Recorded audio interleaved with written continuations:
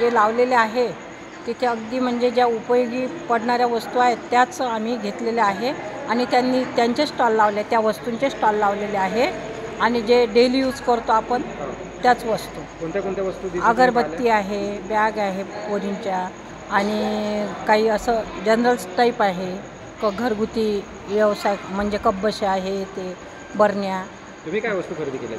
आम्ही अगरबत्ती केली आहे, बॅग केले आहे, ज्वारी, आणखी असं पाणीपुरीचे जे स्टॉल आहेत, बांगड्या आहेत इथे, आणखी कपडे आहेत, आणखी